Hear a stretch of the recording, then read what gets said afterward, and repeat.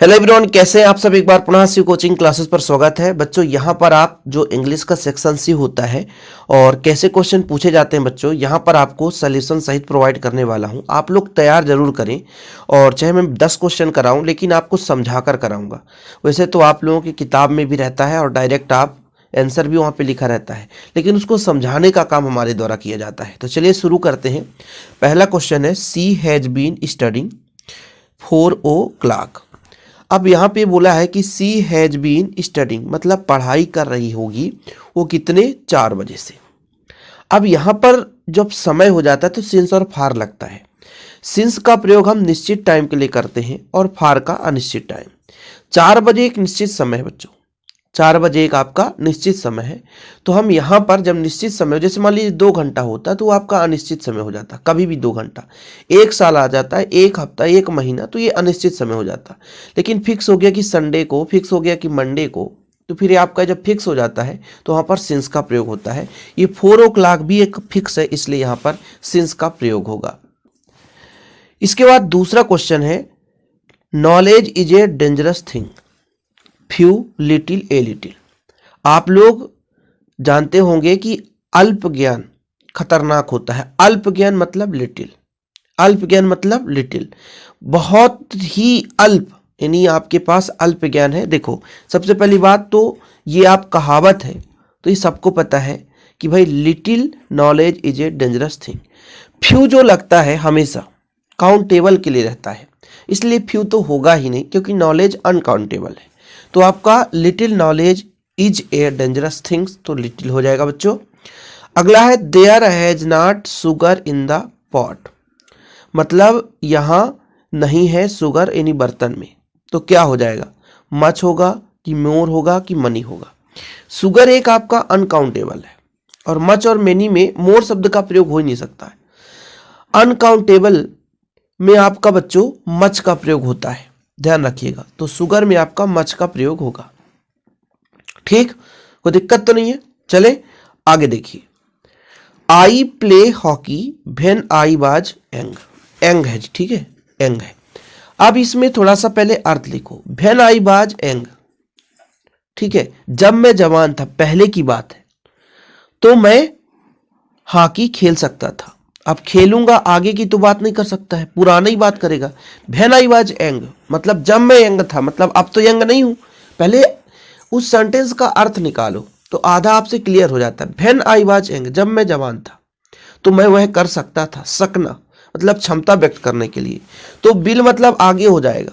मैं रिक्वेस्ट के लिए करते हैं तो अपन क्या लगाएंगे, कुड। कुड कैन और कुड सकना बताता है। तो मैं जब यंग था मतलब पहले की बात है तो मैं ये कर सकता था, इसलिए कुड लगेगा। ठीक है, आगे की बात होता, ठीक है, वह करेगा, तो विल और सेल तभी होता है जब वो आपका फ्यूचर की बात होती है। ये तो पास्ट की बात हो गया ना, तो सेकेंड फॉर्म लगेगा। वैसे भी आपको पता हो गया, क्लियर। ठीक है, कैन का कुड हो गया second form. People not throw waste on the road. अब देखिए यहाँ पर क्या बोला गया है कि पीपुल नॉट थ्रो, नहीं फेंकना चाहिए, वेस्ट जो भी कचरा है अंदर रोड, रोड में नहीं फेंकना चाहिए। अब चाहिए, जब आउट टू का बात आता बच्चों तो आउट टू का प्रयोग वहां पर करते हैं रिक्वेस्ट के लिए, लेकिन यहां रिक्वेस्ट नहीं किया गया। यहां पर यह बोलना चाहिए कि लोगों को कचरा नहीं फेंकना चाहिए। आउट टू का भी चाहिए और शुड का भी चाहिए, दोनों का अर्थ होता है आपका चाहिए। तो जब आपका रिक्वेस्ट हो कहीं पे, जब रिक्वेस्ट किया जाए तो वहां पर आपका आउट टू लगता है, लेकिन यहां पे रिक्वेस्ट नहीं है तो आपका शुड लग जाएगा। समझ में आ रहा है ना। आप लोगों के लिए बच्चों कोशिश यही कर रहा हूं कि जितना अधिक से अधिक हो सके प्रैक्टिस करा दूं, बाकी आप भी मेहनत करते रहें। ये नहीं है कि बस थोड़ा बहुत पढ़ करके बस सर ने पढ़ा दिया हम फ्रस हो गए, नहीं नहीं, इसके तहत आप भी पढ़ते रहो। ये मेरा समझाने का काम है कि यदि मान लीजिए 1-2 भी प्रश्न जिसमें से आ जाए, मच मेनी का प्रयोग आ जाए, शुड कुड का आ जाए, सिंस फार, तो ऐसे में आपका डाउट क्लियर रहना चाहिए। सही है कि नहीं। आगे देखो, अभी मिसू इज द बेस्ट। अब मेरे से दा निकल ही गया, क्योंकि ये सेंटेंस होता है is the best student. Is and best student कभी नहीं होता, इज ए बेस्ट, नहीं नहीं नहीं, इज द बेस्ट स्टूडेंट। अब इस पे तो सेंटेंस हो जाता है सेट, ठीक है, तो इसमें कुछ है ही नहीं है। यदि यहाँ पे कोई नाउन होता तो फिर ए और एन का हम देखते लेते, जब नाउन है नहीं, ये तो विशेषता बताती है, तो द बेस्ट हो जाएगा। He tried to survive on money that he had. अब आपको एक चीज बताया था कि आपका अनकाउंटेबल हो तो आप लिटिल का प्रयोग करते हैं और वहीं पे काउंटेबल में फ्यू का। तो मनी अनकाउंटेबल है। अब ये कई बार क्वेश्चन किए हैं, पुराने वीडियो में मैंने बताया था। तो जो मनी होता है वास्तविक रूप से अनकाउंटेबल है।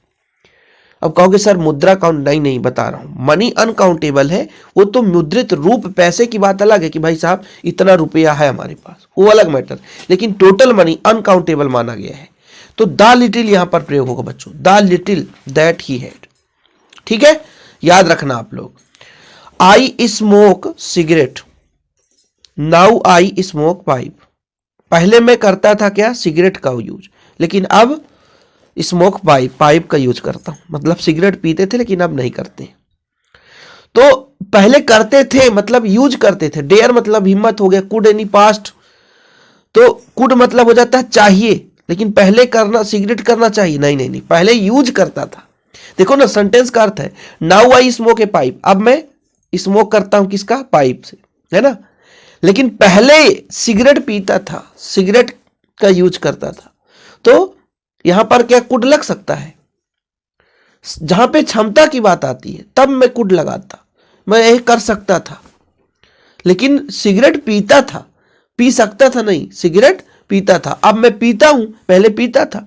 सेंटेंस जो अगला सेंटेंस होता है उसको पिछले सेंटेंस से जोड़िए। आई नाउ, अब मैं इसको पीता हूं, पहले ये पीता था, तो यूज टू लग जाएगा कि यूज करता था। ठीक है, आगे द रीड भगवत गीता। जब भी प्रसिद्ध ग्रंथ, प्रसिद्ध व्यक्ति या प्रसिद्ध प्लेस हो तो वहां पे हम दा का प्रयोग करते हैं।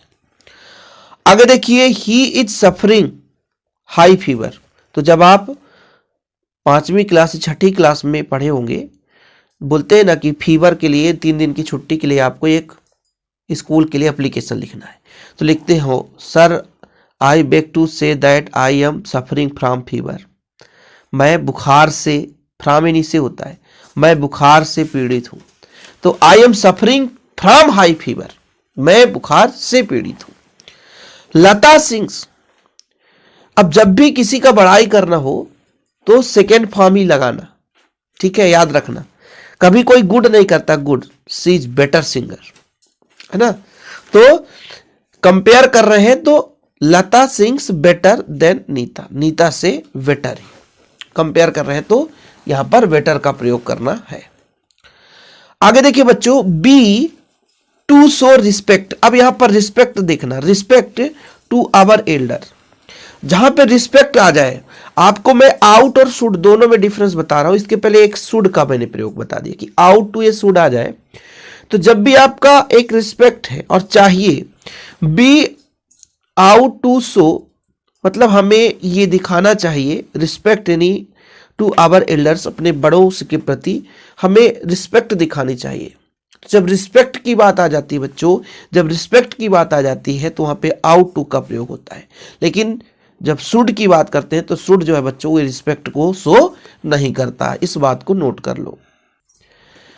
अगला देखिए, it was the beautiful skin I had ever seen. जब मैंने देखा, बिल्कुल ब्यूटीफुल, सुंदर, तो क्या लगेगा, इसको आप सेंटेंस में सेट करो। It was the most beautiful, much तो लगाना नहीं है, सही है ना, मोर भी नहीं लगाना है। किसी सुंदरता को व्यक्त करने के लिए हमेशा मोस्ट का ही प्रयोग किया जाता है। He has been absent Monday. बताओ इसमें क्या लगेगा, इसमें आपको बताना है मंडे में किसका प्रयोग होगा, सिंस का कि फार का।